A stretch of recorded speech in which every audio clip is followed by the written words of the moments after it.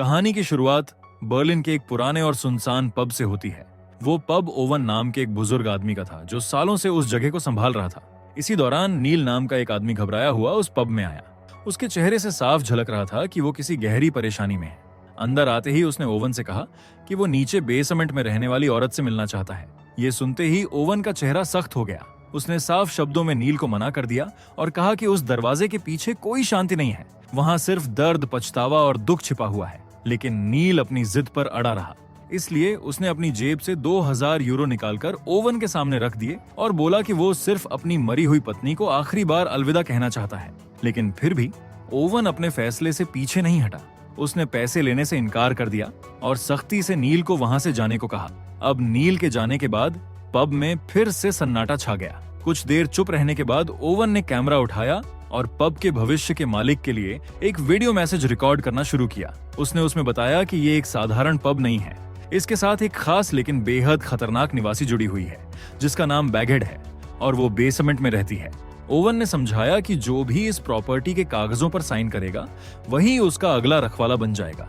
उसने खास तौर पर चेतावनी दी कि बैगहेड हर हाल में बाहर निकलने की कोशिश करेगी, इसलिए मालिक की जिम्मेदारी होगी कि उसे बेसमेंट के अंदर ही रोके रखे। अगर मालिक इस जगह को छोड़कर भागने की कोशिश भी करेगा तो मौत और बीमारी उसका पीछा नहीं छोड़ेंगी। आखिर में ओवन ने गहरी सांस लेकर कहा कि वो आज इस श्राप को हमेशा के लिए खत्म करने की कोशिश करेगा। ये कहने के बाद वो सीधे बेसमेंट की ओर बढ़ गया, जहां एक डरावनी और पागल सी दिखने वाली औरत कुर्सी से बंधी हुई थी। वही बैगहेड थी जिसके बारे में उसने वीडियो में चेतावनी दी थी। ओवन जानता था कि अगर आज उसने कुछ नहीं किया तो ये अभिशाप कभी खत्म नहीं होगा। इसीलिए उसने पूरे पब को आग लगाने की योजना बनाई ताकि इस जगह के साथ ये श्राप भी हमेशा के लिए जलकर खत्म हो जाए। लेकिन उसकी योजना नाकाम हो गई और अंत में ओवन खुद उसी आग में जलकर मर गया, जबकि बैगहेड किसी तरह जिंदा बच गई। इसके बाद कहानी लंदन पहुंचती है, जहां आयरिस नाम की एक लड़की अपनी सबसे अच्छी दोस्त केटी के साथ थी। दरअसल आयरिस की जिंदगी इस समय बिल्कुल आसान नहीं थी। वो आर्थिक परेशानियों से जूझ रही थी और पैसों की कमी के कारण उसका किराया समय पर नहीं भर पाई थी। इसी वजह से उसे घर से निकाल दिया गया था और अब वो रहने के लिए नई जगह ढूंढ रही थी। लेकिन तभी उसके फोन पर एक कॉल आया। दूसरी तरफ एक वकील था। उसने उसे बताया कि उसके पिता की मौत हो चुकी है और उसे तुरंत बर्लिन आने के लिए बुलाया जा रहा है। ये खबर सुनते ही आयरिस हैरान रह गई, क्योंकि वो अपने पिता से कई सालों से दूर थी। फिर भी अगले ही दिन वो बर्लिन पहुंच गई। वहां उसने अपने पिता की जली हुई लाश देखी और अंदर से टूट गई। असल में ओवन ही उसका पिता था, लेकिन दोनों के बीच सालों से कोई संपर्क नहीं था। जिसके बाद वकील ने उसे बताया कि उसके पिता ने अपनी प्रॉपर्टी उसके नाम कर दी है। ये सुनकर आयरिस और भी चौंक गई, क्योंकि उसे उम्मीद नहीं थी कि उसके पिता उसके लिए कुछ छोड़ेंगे। उसे तो ये भी नहीं पता था कि बर्लिन में उनके नाम एक पुराना पब है। इसके बाद वकील उसे वो पब दिखाने ले गया। जगह बुरी तरह जली हुई और टूटी फूटी हालत में थी। उसने साफ कहा कि मरम्मत के लिए बहुत ज्यादा पैसे लगेंगे, इसलिए उसने सुझाव दिया कि अगर आयरिस चाहे तो वो जल्द ही कोई खरीदार ढूंढकर इसे बेच सकता है। लेकिन आयरिस ने तुरंत फैसला लेने से मना कर दिया। उसने कहा कि उसे थोड़ा समय चाहिए ताकि वो सब समझ सके, क्योंकि वो पहले से ही बेघर थी। इसलिए उसने उसी पब में रात बिताने का फैसला किया। फिर उस रात आयरिस ने केटी को फोन किया। केटी ने उसकी हालत पूछी तो आयरिस ने कहा कि उसके पिता ने उसे कई साल पहले छोड़ दिया था, इसलिए उसे उतना दुख महसूस नहीं हो रहा। लेकिन सच ये था कि उसके अंदर एक अजीब सा खालीपन और अकेलापन था, जिसे वो शब्दों में नहीं समझा पा रही थी। ये समझकर केटी ने उसे भरोसा दिलाया कि वो उसे इस हाल में अकेला नहीं छोड़ेगी और जितनी जल्दी हो सके बर्लिन आ जाएगी। लेकिन उसी रात आधी रात के करीब आयरिस की नींद अचानक बेसमेंट से आने वाली अजीब आवाज से खुल गई। वो डरते डरते उठी और नीचे देखने चली गई, पर उसे वहां कोई नजर नहीं आया। जब वो बेसमेंट के दरवाजे के पास पहुंची तो उसने देखा कि दरवाजे पर कुछ अजीब मंत्र लिखे हुए थे। फिर उसने दरवाजा खोलने की कोशिश की, लेकिन वो हिला तक नहीं। तभी उसे अचानक घर में किसी और की मौजूदगी का एहसास हुआ। उसका दिल तेजी से धड़कने लगा। वो डरते डरते उसी दिशा में आगे बढ़ी और तभी अचानक नील उसके सामने आकर खड़ा हो गया। नील को देखते ही आयरिस बुरी तरह घबरा गई, पर नील ने तुरंत हाथ उठाकर उसे भरोसा दिलाया कि वो उसे नुकसान नहीं पहुंचाएगा। फिर उसने कहा कि वो नीचे बेसमेंट में रहने वाली औरत से मिलने आया है। ये सुनकर आयरिस हैरान रह गई और बोली कि वहां कोई नहीं रहता। लेकिन नील ने जोर देकर कहा कि उसकी पत्नी वहीं है। उसने 4000 यूरो निकालकर आयरिस को देने की पेशकश की और कहा कि अगर वो उसे बेसमेंट में जाने देगी तो वो और भी पैसे देगा। आयरिस पहले उसकी बात समझ नहीं पा रही थी, लेकिन अपनी आर्थिक हालत को याद करते हुए वो कमजोर पड़ गई और आखिर में वो मान गई। उसने नील से कहा कि फिलहाल उसके पास बेसमेंट की चाबी नहीं है, इसलिए वो अगले दिन आए। फिर अगली सुबह आयरिस ने वकील से मिलकर कहा कि वो पब को बेचना नहीं चाहती, बल्कि वहीं रहना चाहती है। ये सुनकर वकील निराश हुआ, लेकिन उसने उसे रोका नहीं। इसके बाद उसने उसे पुराने कागज दिए, जिन पर साइन करके वो आधिकारिक तौर पर उस जगह की मालकिन बन गई। साथ ही उसने ओवन द्वारा छोड़ी गई एक टेप और बेसमेंट की चाबियां भी उसे दे दी। अब उस रात केटी भी वहां पहुंच गई। आयरिस ने उसे नील के बारे में सब कुछ बताया और ये भी कहा कि उसने उसे 4000 यूरो दिए हैं, क्योंकि वो मानता है कि बेसमेंट में कोई औरत रहती है। ये सुनकर केटी घबरा गई। उसने कहा कि अगर ये सच है तो यहाँ रहना खतरनाक हो सकता है। लेकिन आयरिस को लगा कि ये सब लोगों को डराने की कहानी है। उसे लगा कि अगर लोग सच में ऐसा मानते हैं तो वे इस डर का फायदा उठाकर अच्छा पैसा कमा सकती हैं। उसके मन में ये भी आया कि शायद उसके पिता भी इसी तरह लोगों के डर का इस्तेमाल करके पैसे कमाते थे। इसी बीच नील वहां आ गया। अब वो, आयरिस और केटी तीनों साथ में बेसमेंट की ओर बढ़े। नीचे का कमरा बेहद अंधेरा था और बीच में 2 कुर्सियां रखी हुई थीं। तभी नील की नजर दीवार में बने एक बड़े दरार पर पड़ी। ये देखकर वो उस दरार की ओर देखते हुए बोला कि वो जानता है कोई अंदर है, और उसने उसे बाहर आने के लिए कहा। आयरिस और केटी को उसकी बात पर यकीन नहीं हुआ। वे अब भी इसे गंभीरता से नहीं ले रही थीं। लेकिन अचानक उसी दरार से बैगहेड बाहर निकली। उसके सिर पर एक बोरी चढ़ी हुई थी और उसकी चाल अजीब थी। उसे देखते ही नील घबराकर अपनी पत्नी के बारे में पूछने लगा, लेकिन बैगहेड ने उसकी बात का कोई जवाब नहीं दिया और सीधे आयरिस की ओर बढ़ने लगी। तभी आयरिस ने हिम्मत जुटाकर उसे रुकने का आदेश दिया। हैरानी की बात यह थी कि बैगहेड तुरंत रुक गई। फिर आयरिस ने उसे कुर्सी पर बैठने को कहा और वो बिना विरोध किए चुपचाप बैठ गई। इसके बाद नील उसके सामने वाली कुर्सी पर बैठ गया। उसने अपनी मृत पत्नी की अंगूठी निकालकर बैगहेड को दी। बैगहेड ने वो अंगूठी अपने मुंह में रख ली। फिर नील ने उसे कुर्सी से बांधना शुरू किया। इसी दौरान बैगहेड के हाथ धीरे धीरे बदलने लगे। उनकी त्वचा और आकार अलग दिखने लगे। ये देखकर नील घबरा गया और उसने जल्दी से उसके सिर से बोरी हटा दी। लेकिन सामने जो चेहरा था वो उसकी पत्नी सारा का नहीं था, बल्कि उसकी माँ का था, जिसकी मौत 20 साल पहले हो चुकी थी। ये देखकर नील हैरान रह गया। वो तो सारा को देखने आया था, लेकिन उसके सामने उसकी माँ थी। फिर भी उसने खुद को संभाला और कांपती आवाज में अपनी माँ से पूछा कि उसने आत्महत्या क्यों की थी, लेकिन उसे कोई साफ जवाब नहीं मिला। तभी उसकी माँ की आंखें पूरी तरह काली हो गईं। उसने ठंडे स्वर में कहा कि वो कभी बच्चा नहीं चाहती थी और इसलिए वो नील से नफरत करती थी।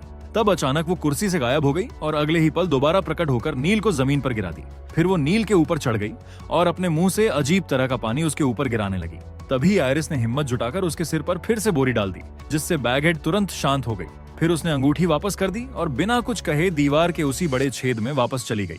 बेसमेंट से बाहर आने के बाद नील को एक बात समझ में आई।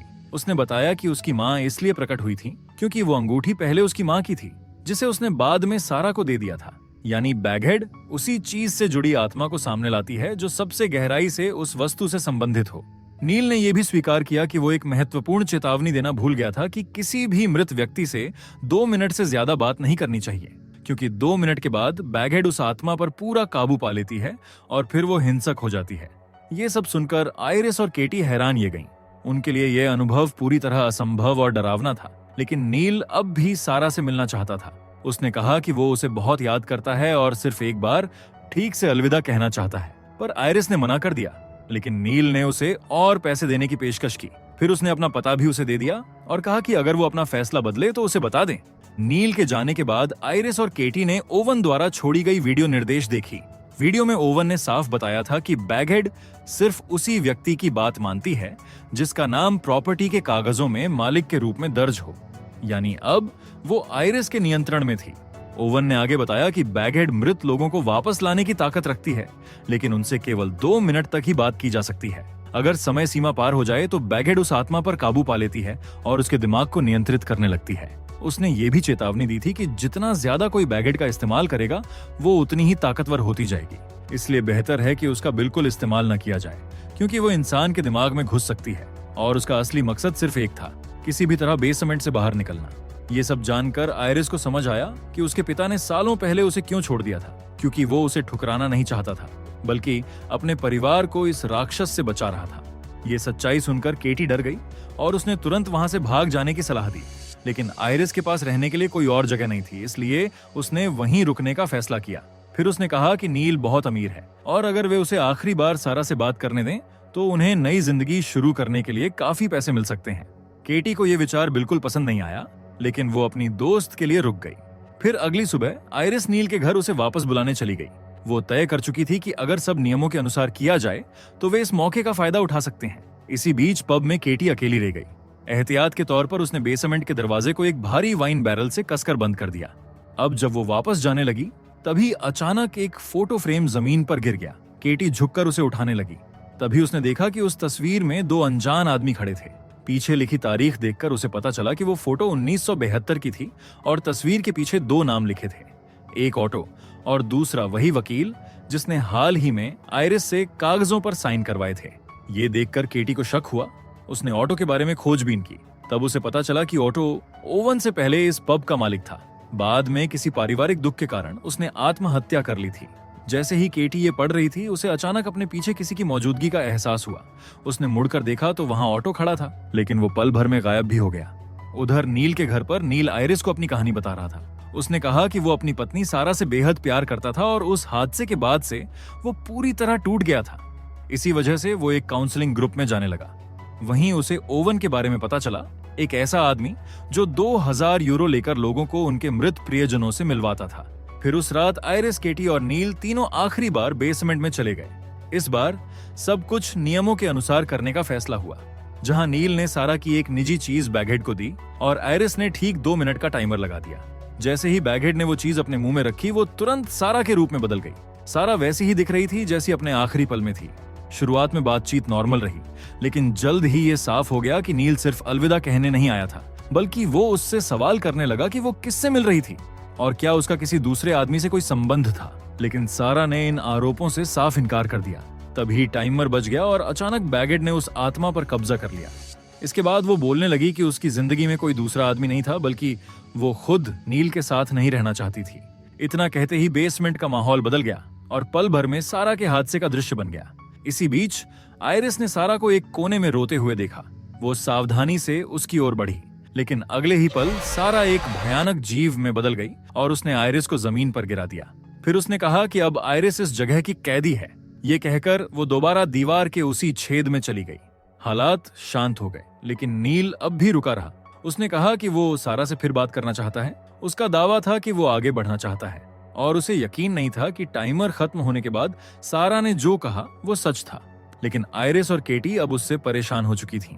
उन्होंने साफ कह दिया कि ये आखिरी बार था और अब उसे घर चले जाना चाहिए। उसके जाने के बाद आयरिस अकेली बैठकर शराब पीने लगी। उसका दिमाग उलझा हुआ था। तभी अचानक उसे अपने मृत पिता ओवन की झलक दिखाई दी। जैसे कोई याद नहीं, बल्कि कोई सच उसके सामने चल रहा हो। उस दृश्य में उसने देखा कि ओवन बेसमेंट में बैठा बैगहेड का इस्तेमाल कर रहा था। उसने अपनी मृत पत्नी को बुलाया था और उससे टूटे हुए दिल से माफी मांग रहा था। ओवेन कह रहा था कि वो ये सब छोड़कर उनके पास लौटने की कोशिश करता था, लेकिन जैसे ही वो उनके करीब आने की सोचता, उसके आसपास अजीब घटनाएं होने लगती थीं।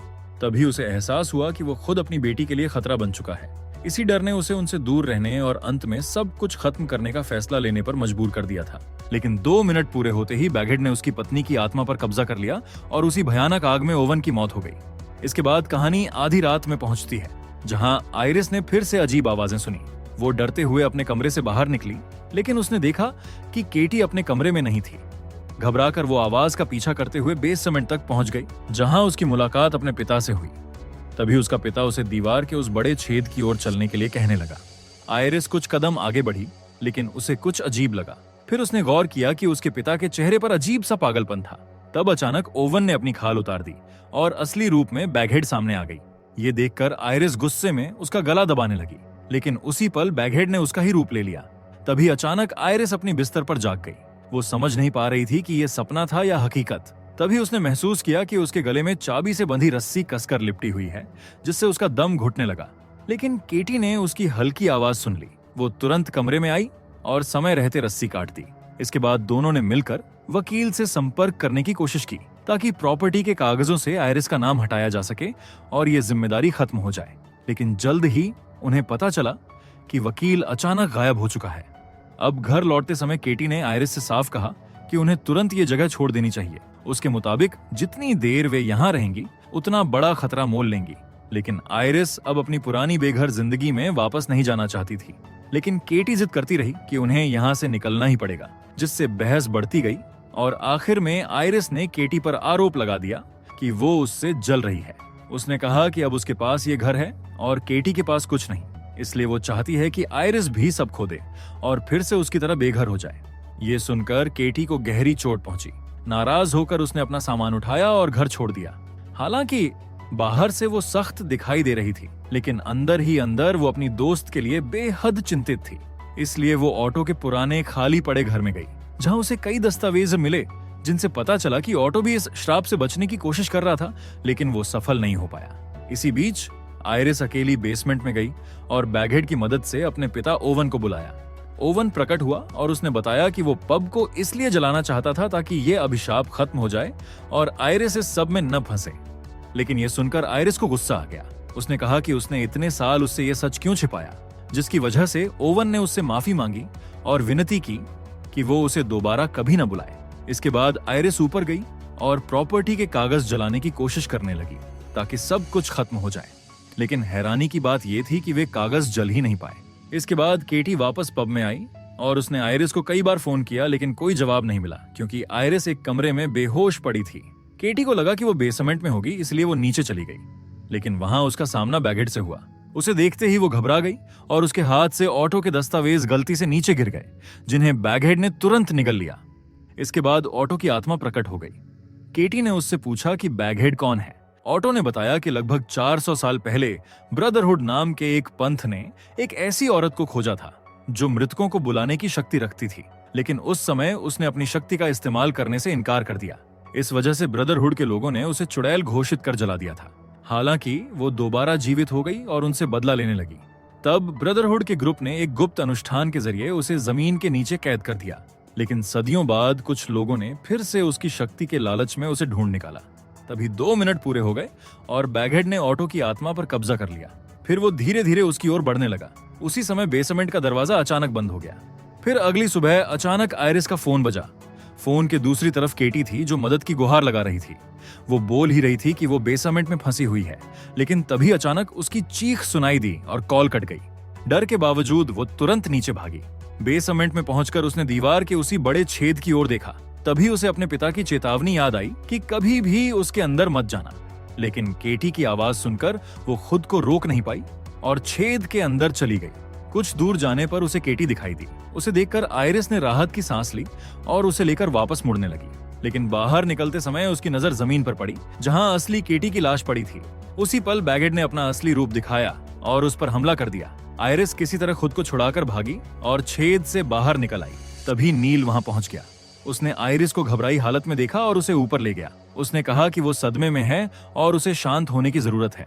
फिर उसने उसे कुछ गोलियां दी और भरोसा दिलाया कि इससे वो ठीक महसूस करेगी। लेकिन जैसे ही आयरिस ने गोलियां ली, उसे चक्कर आने लगे और कुछ ही पलों में वो बेहोश हो गई। जब वो जागी तो रात हो चुकी थी। फिर वो बेसमेंट में गई, जहां उसने नील को बैगहेड से सौदा करते हुए देखा। उस सौदे में वो खुद को उसका रखवाला बनाने के लिए तैयार हो रहा था, ताकि वो जिंदगी भर सारा से बात कर सके। फिर उसने कागजों पर अपना नाम लिखने की कोशिश की, लेकिन उसका नाम गायब हो गया क्योंकि आयरिस अभी जिंदा थी। उसी वक्त बैगहेड ने सारा का रूप ले लिया। उसने नील की ओर देखकर कहा कि उसकी मौत के समय वो गर्भवती थी। फिर उसने आरोप लगाया कि नील बहुत शक करने वाला और नियंत्रित करने वाला आदमी था और इसी वजह से उसने अपनी जान ले ली थी। ये सुनकर नील अंदर से पूरी तरह टूट गया। फिर सारा के रूप में बैगहेड ने धीरे से कहा कि अगर वे सच में साथ रहना चाहते हैं तो रास्ते में खड़ी आयरिस को हटाना होगा। तभी नील की नजर पड़ी कि आयरिस दूर खड़ी सब कुछ सुन रही है। उसके चेहरे पर साफ घबराहट झलक रही थी। उसे देखकर नील गुस्से में उसकी ओर दौड़ा। ये देखकर आयरिस ने तुरंत पुलिस को फोन करने की कोशिश की, लेकिन उसका फोन बंद था। इसलिए वो जान बचाने के लिए छत की ओर भागी, लेकिन नील ने उसे पकड़ लिया।